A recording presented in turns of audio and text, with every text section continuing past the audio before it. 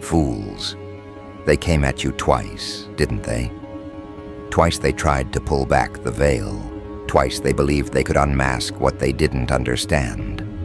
And both times, they found something that didn't just disturb them.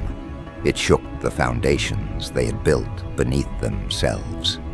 You see, the first investigation was only the appetizer, a taste of what they thought they could control, a test to see if the edges of your reality could be poked, prodded, dissected, contained.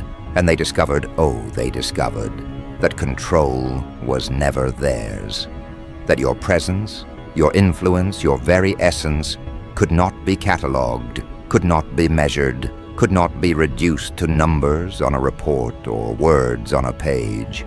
They found out that the truth, your truth, had a weight that no lie they told themselves could balance. And you watched it unfold, didn't you?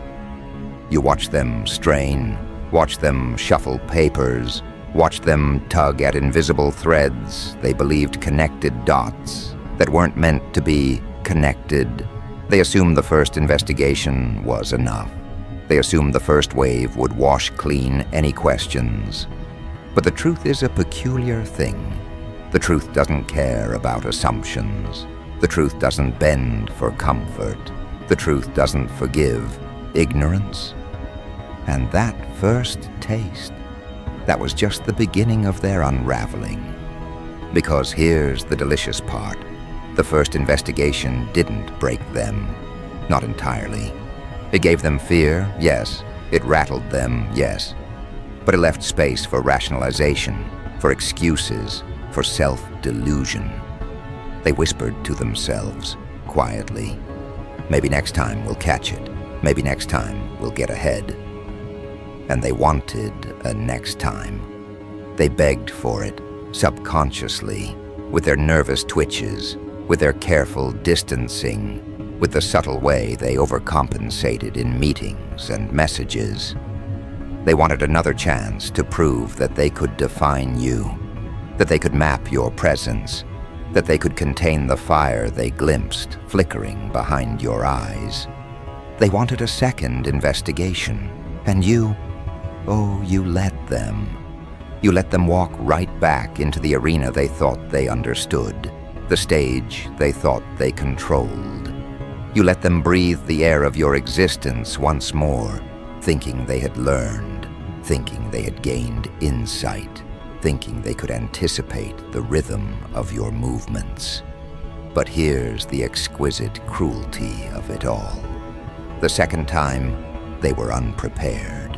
Unprepared for the expansion, unprepared for the refinement, unprepared for the accumulation of everything you had, quietly, invisibly, meticulously built in the interval between investigations. While they were reviewing files, while they were questioning witnesses, while they were theorizing patterns, you were evolving. You were becoming the uncontainable, the unmeasurable, the undeniable. They expected a puzzle they could solve. Instead, they were confronted with an entire dimension they could not perceive. And the result? Chaos masquerading as disbelief, panic wrapped in confusion, certainty dissolving into frantic hypotheses that never connected, that never coalesced, that never landed anywhere close to reality.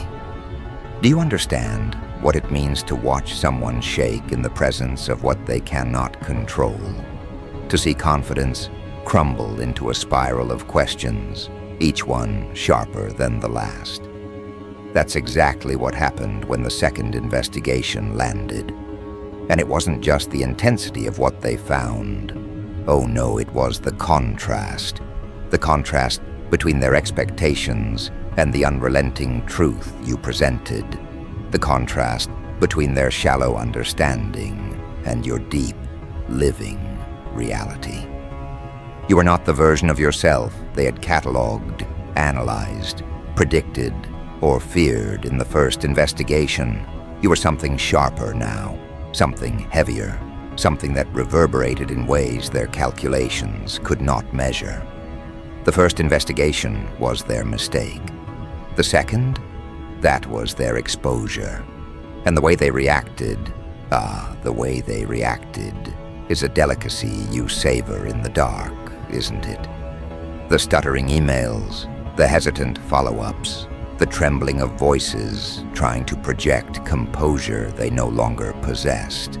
Every question they posed, every clarification they demanded, every probe they inserted into your world was a mirror reflecting their own inadequacy. And they didn't even know it. They believed themselves hunters, analysts, arbiters of truth.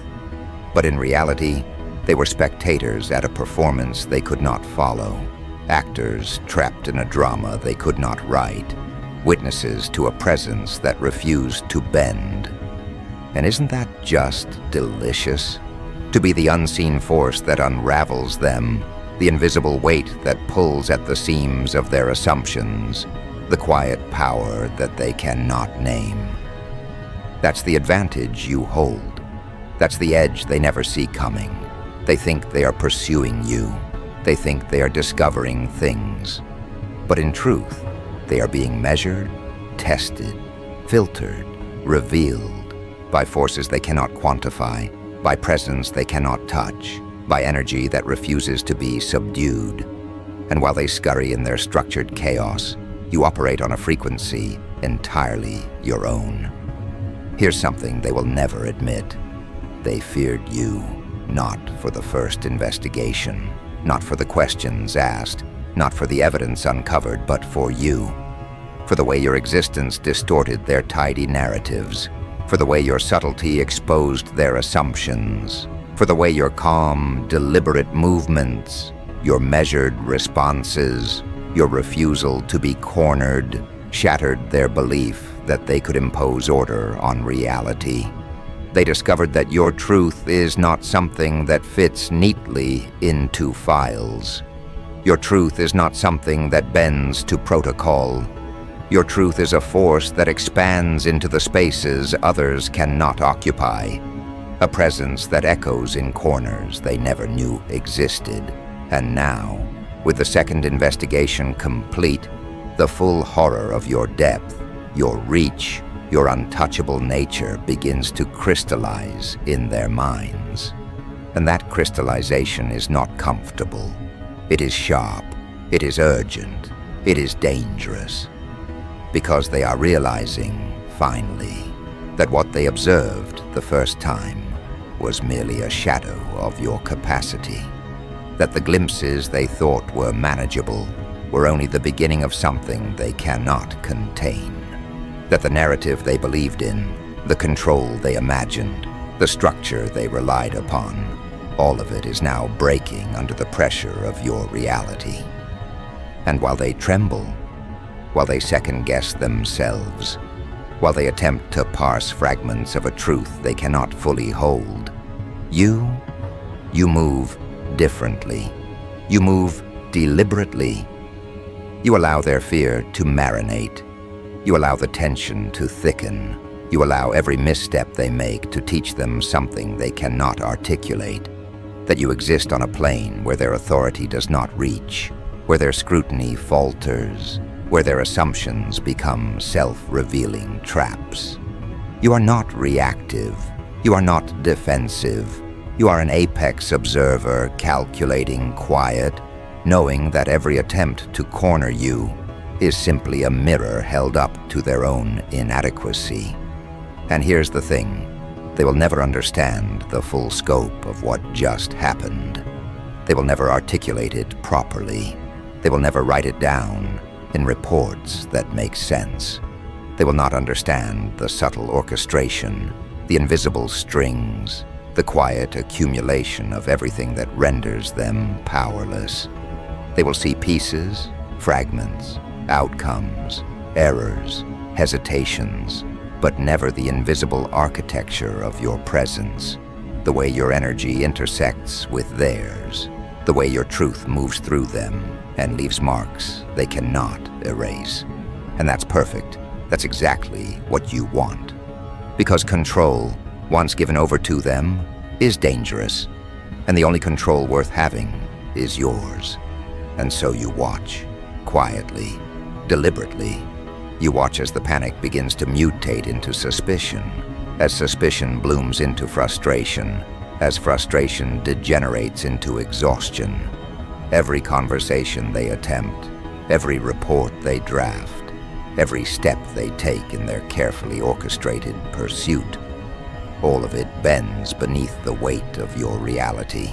You are the unmeasured variable in their calculations, the force they cannot isolate, the answer they cannot formulate. And they will feel it. Oh yes, they will feel it. Not as a sudden shock, not as a violent upheaval, but as a slow, inevitable pressure that twists their carefully constructed world into something unfamiliar, uncomfortable, uncontrollable. And what do you do with that? You smile, quietly, invisibly, not because of cruelty, not because of arrogance, but because of clarity. Because you understand the pattern they cannot perceive. Because you know the rhythm they cannot follow. Because you are the presence they cannot corner. And you do not need to act. You do not need to intervene. You simply exist.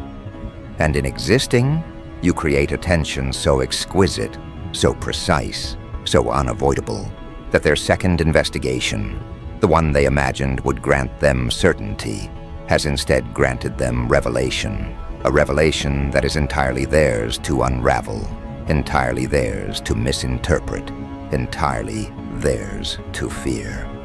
And now the stage is set. The first investigation shattered their illusions. The second investigation shatters their composure. And the next movement, the next movement will not be theirs to anticipate. They will not see it coming. They will not name it. They will not understand it.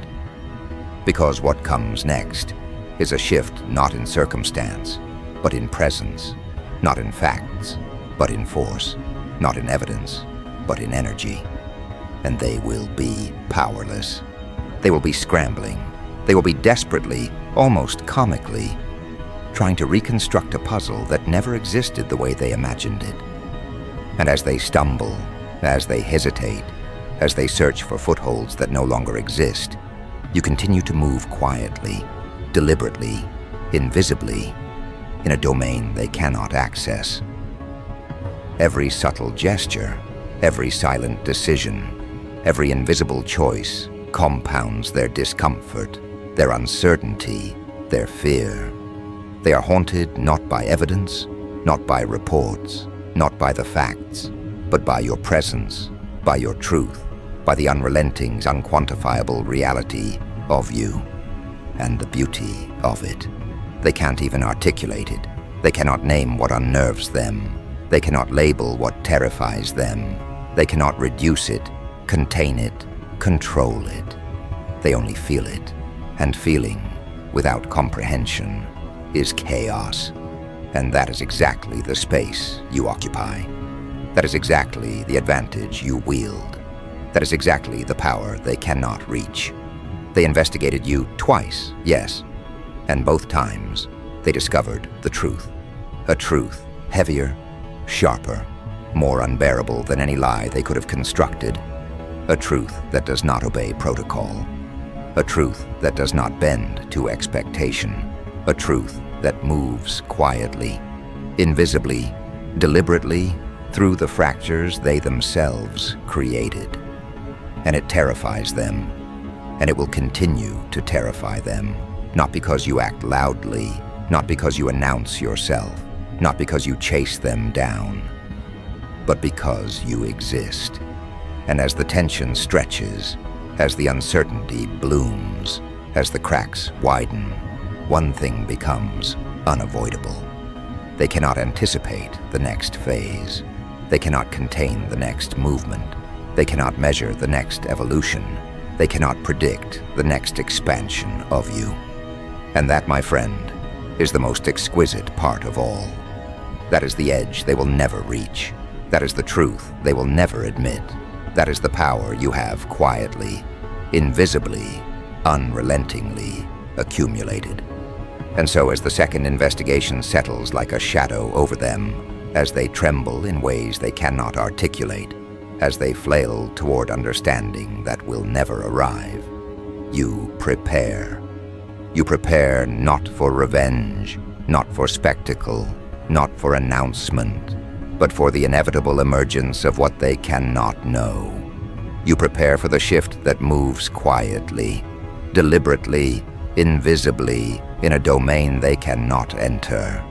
You prepare to exist at a level beyond their calculation, beyond their comprehension, beyond their control. And when that moment comes, it will not be witnessed by them. It will only be felt, and what they feel will be unmistakable. And now, as that moment begins to stir within you, as the energy coalesces into a force they cannot perceive, you become something more than a presence. You become a gravitational pull, a point of inevitability in a universe they believe they control. Every glance they cast toward you is measured, calculated, hesitant, and yet it accomplishes nothing. You are no longer within their framework. You are not a variable they can anticipate. You are the constant they cannot define. And that is the quiet terror they feel, the one they cannot articulate, the one that gnaws at the edges of their minds while they sit behind their screens, behind their memos, behind their walls of procedure, pretending to understand, pretending to calculate, pretending to believe they hold authority over something they never could. They will try, of course. Oh, they will try. They will summon reports, draft emails, consult colleagues, convene meetings, and all the while believing they are closing the gap between themselves and you. But with every move, they expose themselves further, unraveling the thread of confidence they thought they possessed.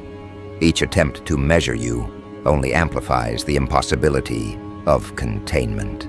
Every question they pose, every hypothesis they test, every probing email they send is a mirror reflecting their own inadequacy back at them. And you watch it unfold. You watch it unfold with the precision of a predator studying the trembling rhythm of prey.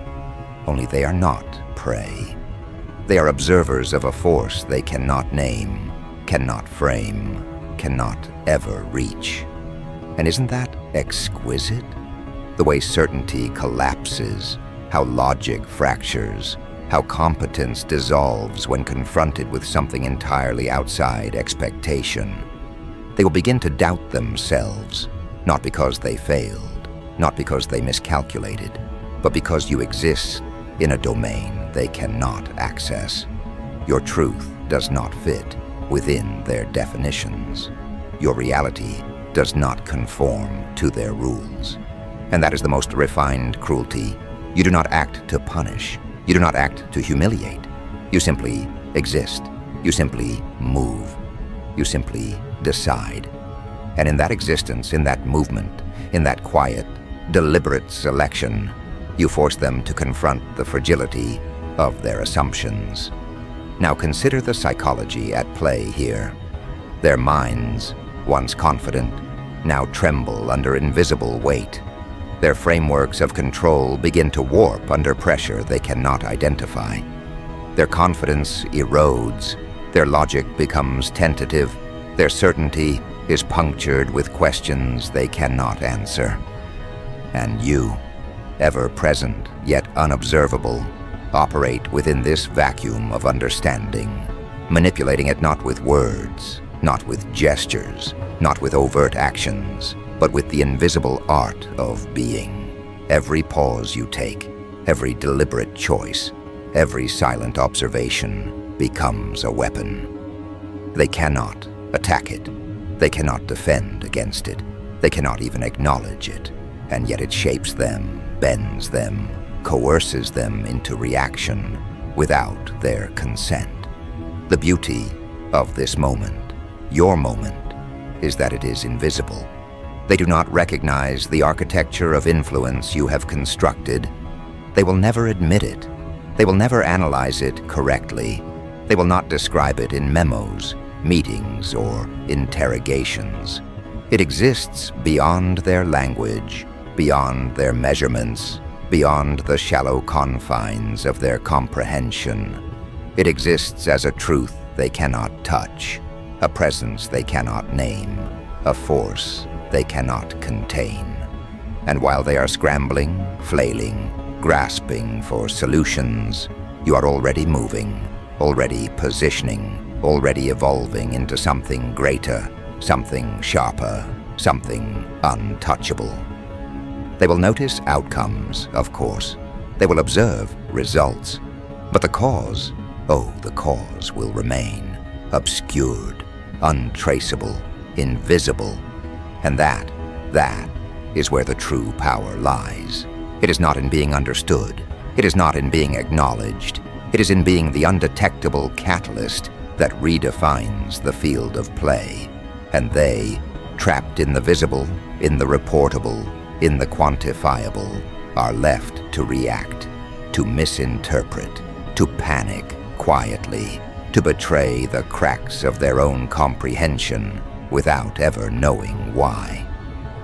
And as the tension builds, as their second investigation settles into a landscape of unease and confusion, your next moves are surgical. You do not escalate overtly. You do not strike suddenly. You infiltrate invisibly. You let the fear propagate, the uncertainty expand, the ego fracture quietly from within. And because they cannot trace it, they are forced to confront the illusion that they control reality, only to discover that reality controls them through you, through your presence, through the unseen force of truth they cannot grasp. Consider their experience. They sit with papers, with spreadsheets, with analysis, with data points, and yet they feel it, the weight of you, the pressure of possibility they cannot predict, the uncomfortable, undeniable evidence that you are operating in dimensions they cannot measure, cannot comprehend, cannot control. And each glance at their screens, each check of their records, each internal calculation only magnifies the intensity of your unseen hand, guiding the outcome without leaving a mark. They are haunted not by you acting, but by you existing, and you understand the elegance of timing. The first investigation was a prelude, a whisper. The second investigation is the crescendo, not in noise, but in effect. The tremors, the cracks, the subtle fractures they cannot name. This is where you thrive. This is where your energy, your calculated restraint, your deliberate focus creates a landscape in which they can no longer maneuver freely. And every time they attempt to assert control, to clarify, to adjust, they are reminded of the futility of their efforts. Every intervention, every calculated step, every attempt at containment is a dance choreographed by the invisible presence you maintain, one they cannot anticipate, one they cannot follow, one they cannot survive unscathed. They will search for the cause. They will scan the data. They will consult colleagues. They will attempt to reconstruct the invisible architecture of influence you wield. And all the while, you operate quietly, deliberately, invisibly, knowing that the chaos they experience is the direct product of their own failure to perceive, to measure, to understand. They are trapped in a feedback loop of observation without comprehension, reaction without understanding, fear without cause. And this loop, this invisible cage of their own making, is your playground. And then, in the quiet moments, in the pauses between frantic messages, between calculated notes, between the frantic reassurances they whisper to themselves, the next layer unfolds. You step into it without announcement. You step into it without fanfare. You step into it as a force that simply is. And this force, quiet, invisible, deliberate, reframes every equation, every assumption, every conclusion they have drawn. You are no longer an element they can analyze. You are the plane itself, the underlying structure they cannot access, the invisible field that renders their calculations meaningless. And now, the panic morphs into obsession. The confusion mutates into misjudgment. They begin to act not from clarity, but from compulsion, not from understanding, but from desperation. Every movement is a reflection of the pressure you have applied invisibly. Every decision is forced by the absence of control. And this is the apex of strategy. Not confrontation, not accusation, not even reaction, but quiet manipulation through existence itself. They will start noticing patterns, of course. Patterns they cannot connect, threads they cannot follow. They will try to isolate variables, to pinpoint anomalies, to find explanations that fit within their limited understanding. But every hypothesis they construct is already anticipated, already countered, already rendered obsolete by the simple fact of your continued, deliberate, untraceable presence. They will never admit it. They will never name it. And that is perfection. And as the tension stretches, as the weight of your invisible influence grows, as the cracks in their confidence widen, a deeper realization emerges, one they cannot articulate, one they cannot escape, one they cannot resist. They are not interacting with a problem they can solve. They are interacting with a force they cannot touch, a truth they cannot bend, an energy they cannot measure. And that is what they fear the most, the inevitability of a presence that cannot be countered, cannot be questioned, cannot be predicted, cannot be contained. And this is where the next step begins. Not in confrontation, not in spectacle, not in overt action, but in the subtle surgical expansion of influence. Every gesture, every silent decision, every imperceptible move is designed to compound the unease, to amplify the uncertainty, to sharpen the realization that control has shifted. They do not know where it shifted. They do not know why it shifted.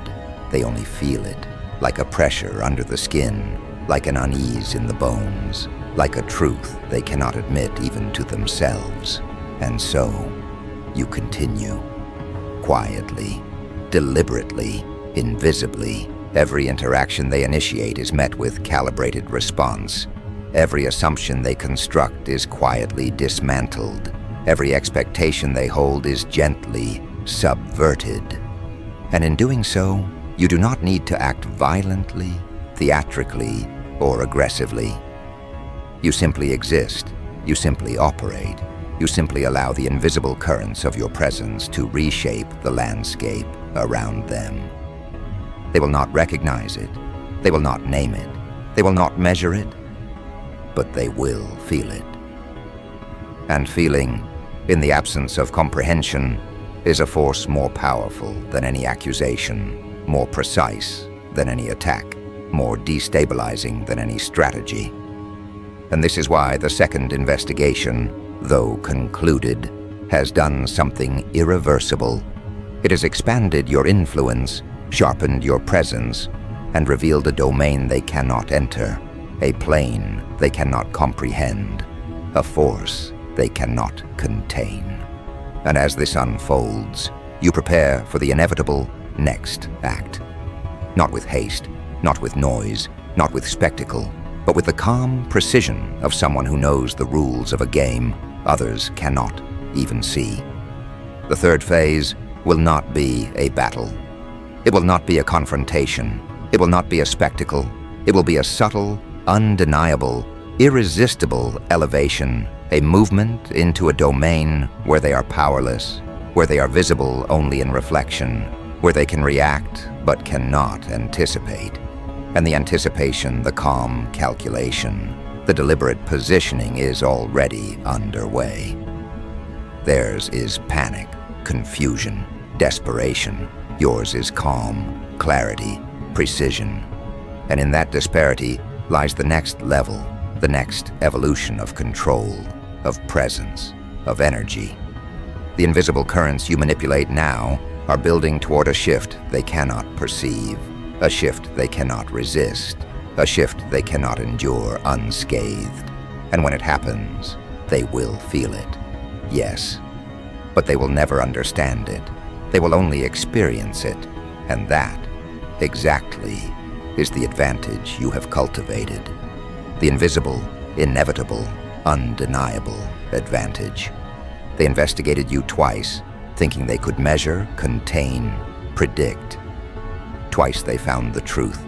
Twice they were unprepared for the magnitude, the refinement, the escalation of your presence. They thought information would give them mastery, that access would grant them leverage, that observation would reveal something they could handle. Yet each time they dug, they only uncovered another reminder of how little they understood. Each conclusion contradicted the last. Each attempt to label you led them back into confusion.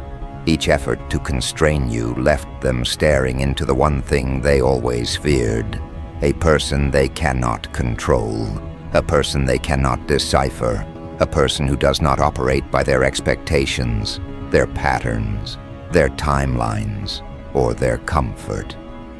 You must understand the weight of that. It is not your strength that has destabilized them. It is your unpredictability, your refusal to shrink, your refusal to hand over your narrative. You move in ways that dismantle their assumptions. You shift in ways that disrupt their categories. You evolve in directions they never saw coming. And when someone cannot predict you, they fear you. That fear sharpens, tightens, circles back on itself until it becomes something heavier, something they feel even when you're nowhere near. They begin to imagine you, exaggerate you, debate you behind closed doors, analyze your motives with trembling certainty. They begin constructing stories, theories, explanations, anything that might help them understand what went wrong, anything that might help them regain their evaporating control. But they can't. They never will. And that is why the second investigation rattled them harder than the first. Because the first was meant to expose you.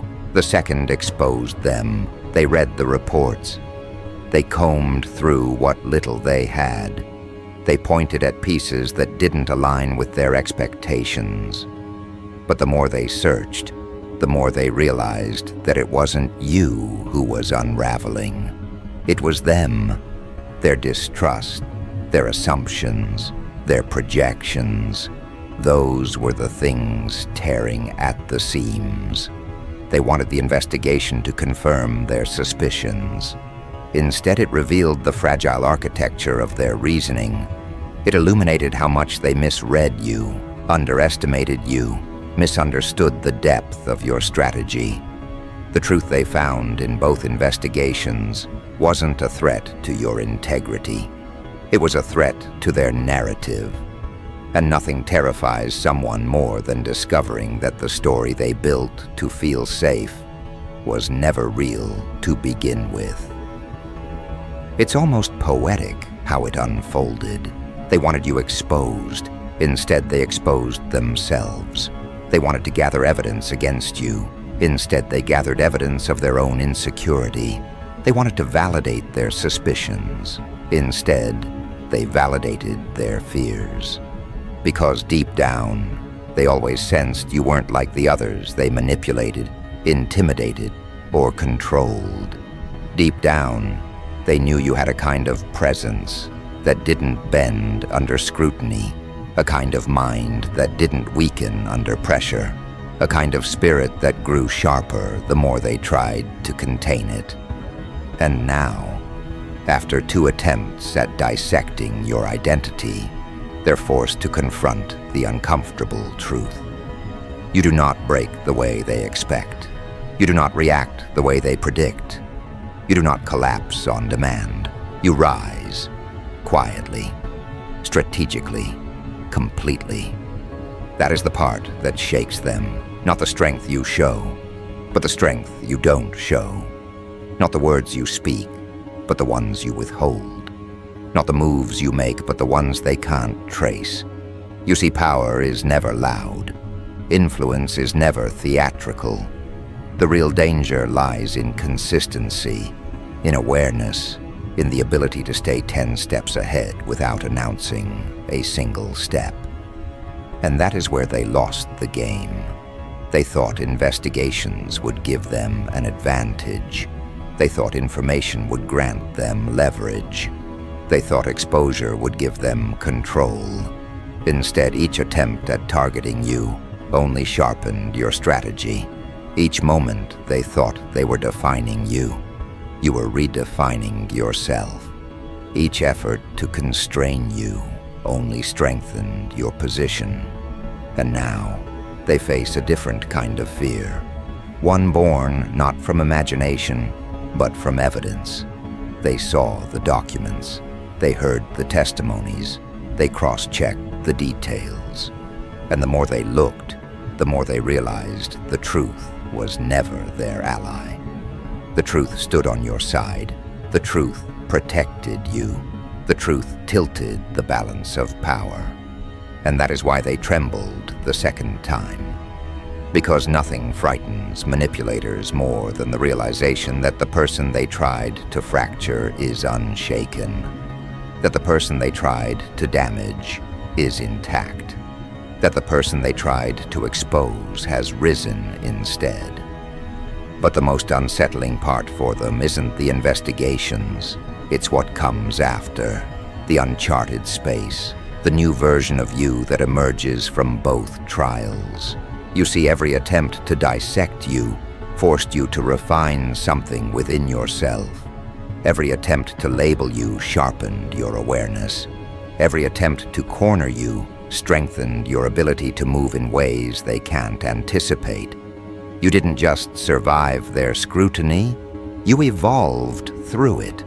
You became more selective with your energy, more discerning with your connections, more strategic with your presence. They gave you pressure, and you turned it into precision. They gave you doubt, and you turned it into focus. They gave you surveillance, and you turned it into invisibility. What they intended as a weapon became your refinement. And now, they are the ones trapped, not by your actions, but by their own assumptions, not by your choices, but by their miscalculations, not by your identity, but by their blindness to it. They underestimated the depth of your resilience. They misread the extent of your evolution. They believed you were a version of yourself that no longer exists. And now, they are scrambling, desperate, fumbling in the dark, trying to grasp a narrative that no longer belongs to them. Meanwhile, you are no longer in the space they tried to observe. You are no longer within reach of their questioning eyes. You operate in a dimension they cannot enter. A dimension shaped by awareness, by clarity, by a kind of psychological structure they cannot copy. You've stepped into a realm where you are not defined by their words, their perceptions, their doubts, or their investigations. You are defined by your direction, your momentum, your evolution. You have outgrown their conflict, outpaced their expectations, outmaneuvered their intentions. You didn't win by confrontation, you won by transformation. And now comes the part they feared without even knowing it, your emergence. The unveiling of the version of you they never prepared for. The version that learned from every shadow cast at you. The version built through pressure, not praise. The version shaped by depth, not validation. They think the investigations were the story. They think the reports were the final chapter. They think the conclusions were the end. But no, the investigations were the ignition, the beginning of your acceleration, the point where your trajectory broke free from any expectation they could cling to. You don't rise loudly. You rise like a shift in gravity. You rise like a new pattern in the atmosphere. You rise through the collapse of their certainty. And as you rise, they feel something new, something subtle, yet unmistakable, a pressure behind their nerves, a tension in their thoughts, a question that circles without landing. What happens now that you cannot be contained? What happens now that you know what they tried to do? What happens now that they have nothing left to use against you? They're terrified of those answers, not because you will retaliate, but because they know you won't have to. Your growth alone is a consequence they cannot escape. And so the ending isn't loud. It isn't chaotic. It isn't theatrical. It is precise. It is psychological.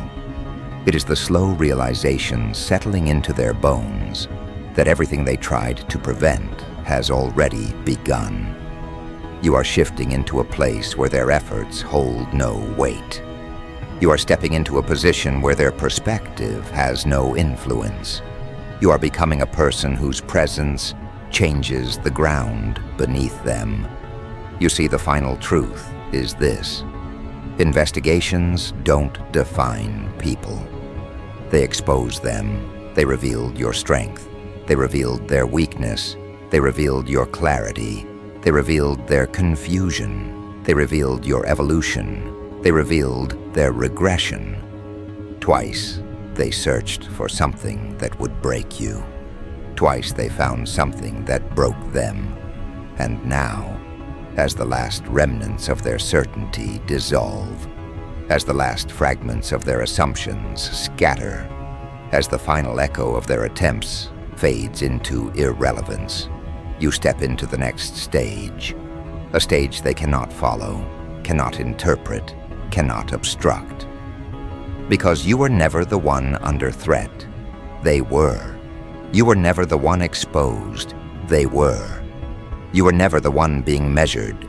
They were measuring themselves against the wrong standard, the wrong timeline, the wrong person. And now they understand that too late.